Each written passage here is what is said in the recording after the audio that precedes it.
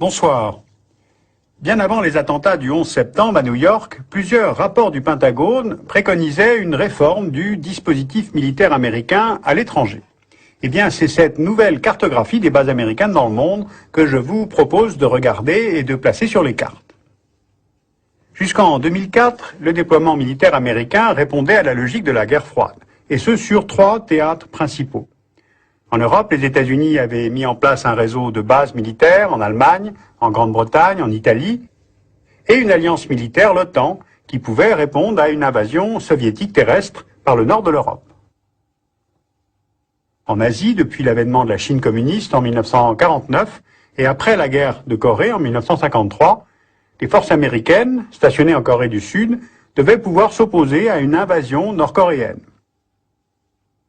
Et enfin, le déploiement américain au Japon, qui date de 1945, après la défaite japonaise, servait à garantir la sécurité du Japon, tout en participant à la politique d'endiguement du communisme en Asie.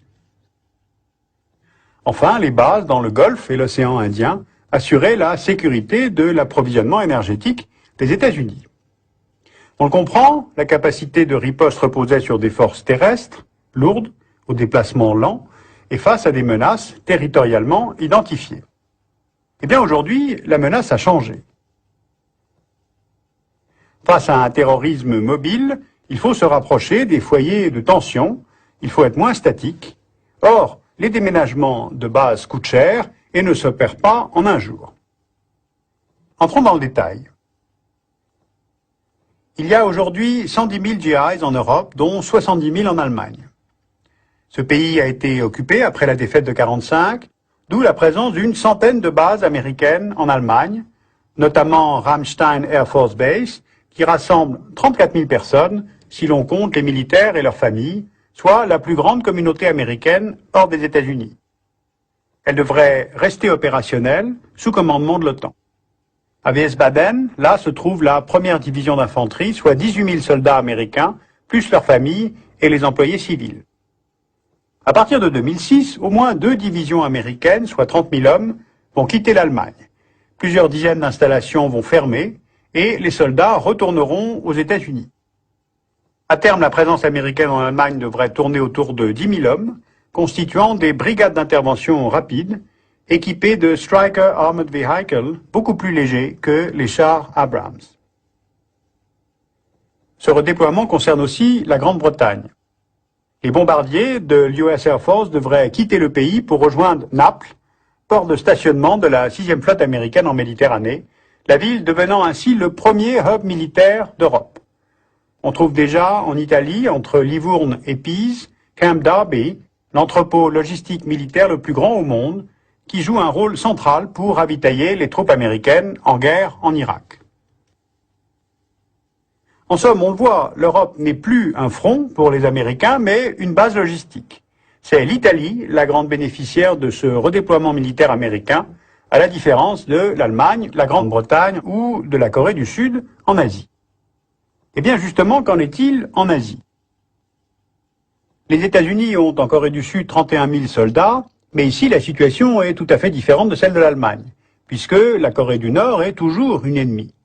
Sauf que, dans la position tactique qui est la leur, juste devant le 38e parallèle, les forces américaines ne sont plus qu'une armée de garde-barrière.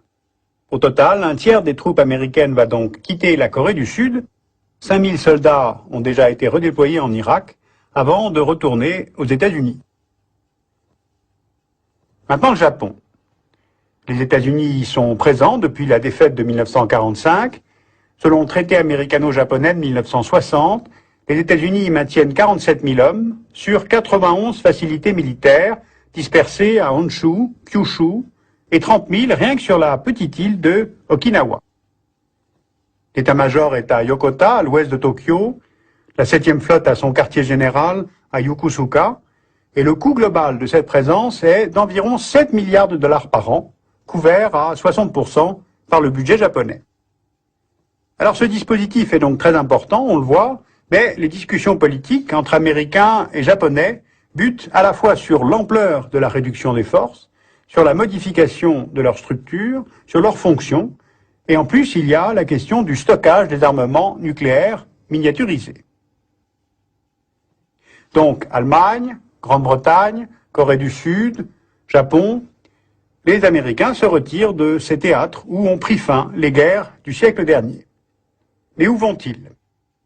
Eh bien, les forces américaines se rapprochent des foyers où se trouvent les tensions, dessinant un demi-arc de cercle. Europe de l'Est, Moyen-Orient, Caucase, Asie centrale, Vietnam, Philippines et plus au sud l'Australie.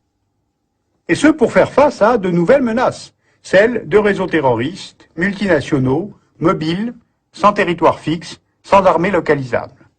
Regardons en Europe de l'Est. Pologne, Hongrie, Roumanie, Bulgarie ont signé avec l'administration républicaine des accords autorisant l'ouverture de bases avec de multiples avantages. D'abord, les coûts de main-d'œuvre y sont beaucoup moins élevés qu'en Allemagne. Les opinions publiques sont pour le moment pro-américaines, comme d'ailleurs les pouvoirs politiques. Ensuite, des accords ont été signés alors que ces pays entraient dans l'Union européenne. C'est une sorte de tactique du cheval de Troie, gênant à terme une Europe de la défense autonome de l'OTAN. Et puis les avions américains sont autorisés à survoler leurs espaces aériens pour aller vers l'Irak. Au Moyen-Orient, pendant la guerre contre l'Irak, près de 10 000 soldats américains ont été déployés en Arabie Saoudite et la base de Prince Sultan a servi de centre de commandement pour les opérations aériennes. Mais sur le long terme, il n'y aura plus de présence américaine dans ce pays, seulement quelques centaines d'hommes à Daran pour entretenir des installations aériennes. Pour Washington, il faut politiquement sortir d'Arabie Saoudite, qui a cessé d'être un allié fiable.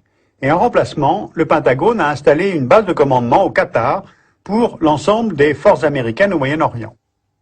La 5e flotte a son siège à Bahreïn.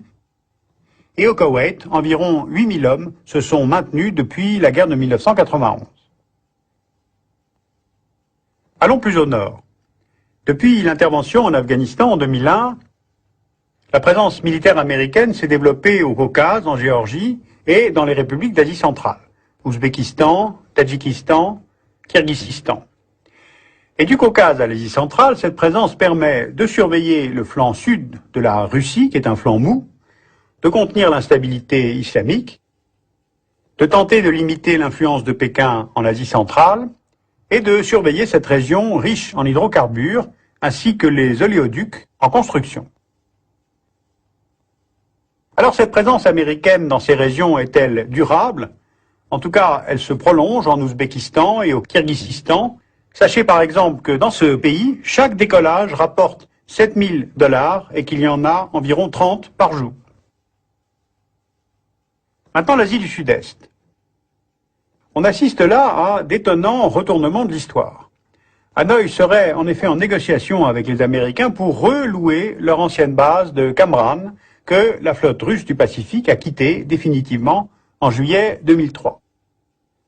Aux Philippines, jusqu'en 1991, les Américains entretenaient les bases navales de Subic Bay et de Clark Airfield.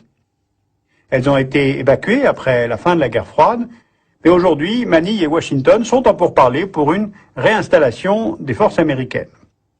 Et l'avantage d'un tel positionnement aux Philippines, c'est d'une part la lutte contre les groupes terroristes d'Abu Sayyaf et aussi la proximité par rapport à la Chine. Enfin, dans la zone Pacifique, un groupe aéronaval va quitter San Diego, en Californie, pour venir stationner à Hawaï. Une partie de la 7e flotte va s'installer sur l'atoll de Guam, territoire américain dans le Pacifique, ce qui placera la flotte à moindre distance de l'océan Indien et de Diego Garcia, escale militaire permanente vers le Moyen-Orient. Alors ces nouveaux déploiements militaires seront achevés vers 2008, vers la fin de l'administration Bush II. C'est une configuration qui doit répondre à la menace terroriste en rapprochant les forces des théâtres Moyen-Orient, Asie, Afrique. Le critère tactique n'est plus où sont nos troupes et avec quelle puissance, mais nos troupes peuvent-elles arriver assez vite pour faire la différence. Se prépare donc une guerre de corps expéditionnaires, légers, mobiles, puisqu'on ne sait plus où il va falloir livrer combat. Guerre sans territoire, sans revendication, sans négociation secrète.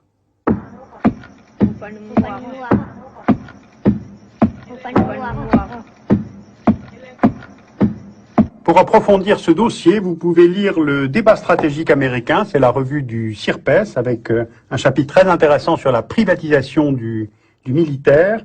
Les entretiens d'Auxerre consacrés à l'Empire américain traitent évidemment de cette question, c'est édité chez Ballant. La revue Diplomatie sort son nouveau numéro en décembre 2004. Et puis Arte a réuni une quinzaine de dessous des cartes consacrées justement au Moyen-Orient comme pivot géopolitique, et c'est édité chez Arte Vidéo.